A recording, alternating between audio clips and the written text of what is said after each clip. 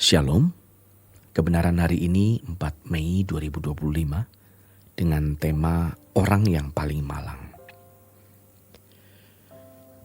Bapak Ibu Saudara yang dikasihi oleh Tuhan, banyak orang malang. Tapi orang yang paling malang adalah orang yang tidak tahu bahwa dia malang. Seperti jemaat Laodikia di Wahyu pasal 3 ayat 17-18. Karena engkau berkata, aku kaya dan aku telah memperkayakan diriku. Dan aku tidak kekurangan apa-apa. Dan karena engkau tidak tahu bahwa engkau melarat dan malang, miskin, buta dan telanjang. Maka aku menasihatkan engkau, supaya engkau membeli daripadaku emas yang telah dimurnikan dalam api, agar engkau menjadi kaya, dan juga pakaian putih, supaya engkau memakainya, agar jangan kelihatan ketelanjanganmu yang memalukan. Dan lagi minyak untuk melumas matamu, supaya engkau dapat melihat. Kata melarat berasal dari bahasa Yunani talaiporos. Melarat berbeda dengan miskin yang dalam bahasa Yunani adalah petokos. Paulus menasihati jemaat di Laodikia untuk membeli emas, yang berarti harus ada pertaruhan. Sebagaimana dalam tulisan Paulus yang lain, aku lepaskan semua supaya aku memperoleh Kristus. Ada barter. Jadi tidak bisa hanya Allah telah menentukan aku diselamatkan, maka bagaimanapun aku pasti selamat. Sekali selamat, tetap selamat. Kalimat itu memang tidak sepenuhnya salah. Tapi kita mengerti dulu, selamat itu apa? Yang bagaimana? Dan benarkah kita sudah selamat? Ini adalah misteri kehidupan. Jadi dalam hal ini kita tidak bisa dan tidak boleh menghakimi orang lain. Sebagaimana kalau seorang wanita berkata dalam ibadah pemberkatan nikah, aku menerima engkau sebagai suamiku. Apakah berarti dia sudah menerima pria itu sebagai suami? Hal ini harus dibuktikan dalam hidup pernikahannya. Namun orang-orang yang bengkok hati, yang tidak lurus, tidak jujur, maka mereka tidak akan mengenali diri sendiri. Kalau di gereja kadang worship leader meminta jemaat untuk mengatakan kepada orang di sebelahnya, engkau luar biasa.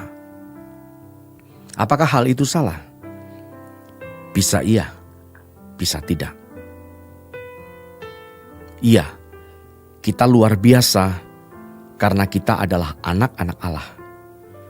Tetapi yang luar biasa adalah Allah, bukan kita. Anak konglomerat luar biasa. Tapi jangan lupa, bapaknya lah yang kaya. Di mana dulu sang bapak pernah miskin, lalu dia berjuang, dan 15 tahun kemudian menjadi tuan tanah. Luar biasa. Tetapi sekarang anaknya bangun pukul 11 siang, tidak bekerja, hanya makan, minum, dan main. Apakah luar biasa? Tidak. Yang luar biasa adalah bapaknya. Jadi masalahnya sebagai anak-anak Allah, apakah kita belajar dari Bapa di sorga? Tuhan Yesus berkata, belajar padaku. Kita harus punya keunggulan. Karena itu siapa yang percaya dan menerimanya diberi kuasa. Kata kuasa dalam ayat itu bukan dunamis, melainkan exousia. Arti exousia sebenarnya bukan power, melainkan lebih kepada right atau hak. Tuhan pelihara kita, menjaga kita, dan memberi kita Roh Kudus dan firman.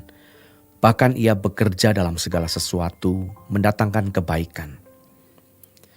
Tetapi jika semua fasilitas ini kita sia-siakan, maka kita akan disamakan dengan orang-orang kafir yang dibuang dalam lautan api. Sebab mereka adalah orang-orang Kristen yang tidak menyadari kemiskinannya.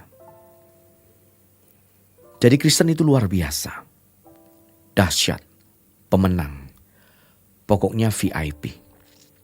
Itu memang tidak salah, namun jangan berhenti sampai di situ. Sebab kita dipanggil untuk belajar, untuk menjadi anak-anak Allah. Jangan kulitnya Kristen, tetapi dalamnya bukan Kristen. Kulitnya anak-anak Allah, tetapi dalamnya masih anak setan. Karena karakter setan yang telah mengakar dalam dirinya selama puluhan tahun belum diubah. Maka perlu pembaruan firman, sehingga orang mengerti kehendak Tuhan, apa yang baik, apa yang berkenan, dan yang sempurna. Jadi ketika Tuhan berkata, supaya engkau membeli daripadaku emas yang telah dimurnikan dalam api, agar engkau menjadi kaya, dan juga pakaian putih supaya engkau memakainya, agar jangan kelihatan ketelanjanganmu yang memalukan. Dan lagi minyak untuk melumas matamu, supaya engkau dapat melihat. Itu berarti ada barter.